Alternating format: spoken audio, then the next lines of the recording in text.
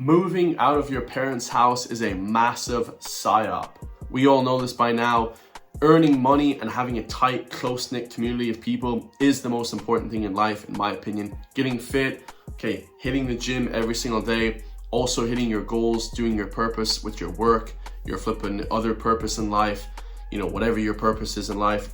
Also, having that close-knit community with your brothers, your sisters, your mom, your dad, your grandparents, that is the most important thing. They want to pull you out of that, make you depressed, weak, anxious, skinny, okay, overweight, not mentally strong. When your mental health is the strongest, then you can defeat all evil and become rich as you like in this world.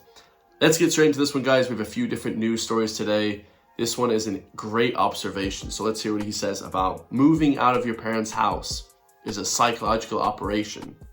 Why do you think that moving out of your family's house is a psyop? It is not just the act of moving out of your family's house, but consider this.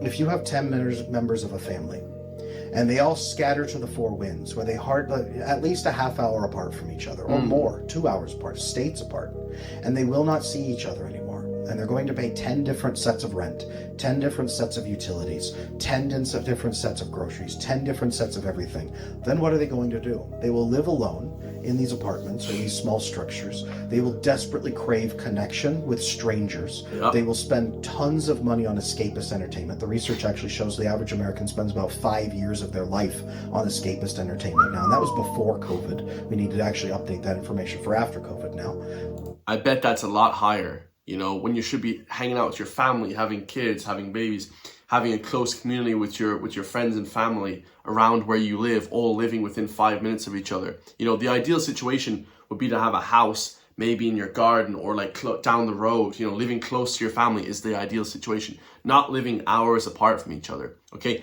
every other religion and race, Africans, Middle Easterns, they all live together, close-knit communities. But the average person, their depression is off the charts. They are crushingly lonely. Yep. Among millennials, for example, the research shows that up to 65% of them report overwhelming loneliness, and 35% of them report such incredible loneliness that they report feelings. So that is insane. You hear that, guys? I've always said this for years and years. I've known this. Moving to a big city, doing this kind of idea where you're leaving your community, leaving your house, going to the big city and all this kind of bullshit. You become deranged with your thoughts. You have no connection. It said their study says millennials, my people, have 65% wanting to end yourself. You want to flip and hurt yourself because you're so flipping depressed. Depression is off the charts now. People in my city are jumping into the river. It's on a monumental scale. Okay, I've never felt those feelings ever in my life. Ever, guys. Because I have a close-knit community. I have a brother I talk to, a family that I love, pets. I have close family and friends beside me. I work out every day. These are things that are needed. Moving to a big city, it's just a bunch of random people that hate you. There's no connection whatsoever. I know that this system is not working. I know that shoving people back into bad families is not the answer, but fixing families where they are truly loving and caring and nurturing, building better systems where the families can take care of each other, and 100%. where there's accountability as well, so that families are governed with real love and care and nurturing, and then getting people reconnected so they're not financially struggling with 10 different sets of rent, but they can all pool their money, and then everybody has more money and more resources. And I love that, guys. And less stress. Money is a huge stressor. If you're pooling your resources with your family, you're working 3-4 different businesses, you got money coming in here. This is what matters, guys. When you're over there paying rent in flipping Dublin or some big city, it's crazy, guys. You're financially struggling. There's no connection. There's real love. Your family love you. Some random woman that you pick up off the street doesn't love you, guys. She hates you and she's there to play games with you, to take money from you. I mean, plain and simple. Okay, you might be in it for love as a man. She's in it for business as a woman. Plain and simple, guys. And a lot of guys, and this is the only reason men move to big cities, is to sleep with more women and maybe better looking women. Okay, maybe you're from your old country little town or whatever, where there's only a few women to choose from. It's still a lot better than flipping going to a massive city. I guarantee you that, guys, because if you want to end yourself, then why does it matter? Rent, but they can all pool their money, and then everybody has more money and more resources and less stress that way. Building that system back is exactly what we need, so that people can at least find some safety and security in this world, and then they can talk about the problems and they can solve them together as a family. Yeah, absolutely, guys. Solving things as a family with people that you love and connect with is exactly what you need. Okay, none of this kind of going crazy and, you know, going wild, you know, on your own in some other part of the country, and nobody loves you, nobody cares for you if you're dying on the side of the road. You know, having a connection with your people is the most important thing. Okay, the next video we have here is from a man on X. It says, Ireland didn't just survive, we shaped the world. And yeah, this is basically a video shows how much Ireland has helped the rest of the world. Now, in my opinion, you could take this two ways. I don't think we should be helping any country, in my personal opinion. I think we need to fix Ireland. Plain and simple, we need to fix the country first and foremost. But also, guys, you know, when it comes down to it, you know, it could also be saying that Ireland in the past has helped people. You know, our people, Irish people, have moved abroad to help different countries build their society in different ways. That Ireland exists.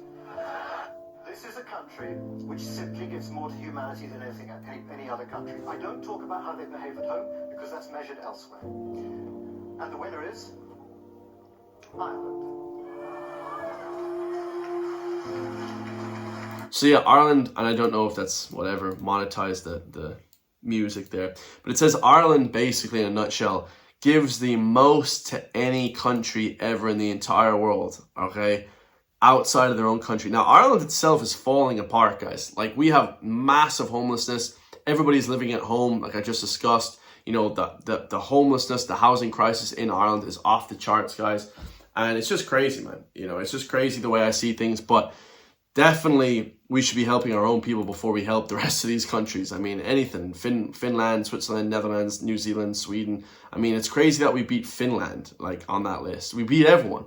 Okay, we care more about helping the greater good than our own people. And it's disgusting, guys. We should be absolutely helping our own people. Now, this is also another psyop. I love the psyops that repeatedly coming out on the internet, guys. Okay, so it says here, a study from Brunel University in London suggests that people who frequently post their workouts on social media may exhibit narcissistic traits. Complete and utter bullshit. They want you weak. They want you weak mentally. They want you weak physically. Because if you're weak physically, you're weak mentally. I mean, the two go hand in hand. They want you a weak, scared little person so they can control you like a puppet. They can just control your puppet strings. They don't want you getting turf like we have turf. They don't want you having a stove. Okay, they want you having electricity so they can shut it off whenever they want. They don't want you to have any sense of individuality and control in yourself. Okay, if you can burn turf, get flipping water from a well, if you can, you know, grow your own potatoes and your own fruit and vegetables out in the garden, you're uncontrollable. You're undeniably a beast and you're uncontrollable. Okay, the state can't control you. But if you're relying on the state for everything, welfare, pension, this, that, water, electricity, heating, that's everything, guys. They literally control your entire life. Okay, do what you can to get rid of that. Don't subside to the actual, you know, ownership of the people. You know, become more owning of your own stuff and, you know, become a better person that way, guys. Much love. I love you guys all. If you want to support me, hit the join link in the video, underneath the video. Become a member today for just the price of a coffee, €3 a month. I got like 12, 13 members now, so I appreciate that. We're going to keep pushing back against the mainstream message, and I'll see you all in the next one, lads. Peace.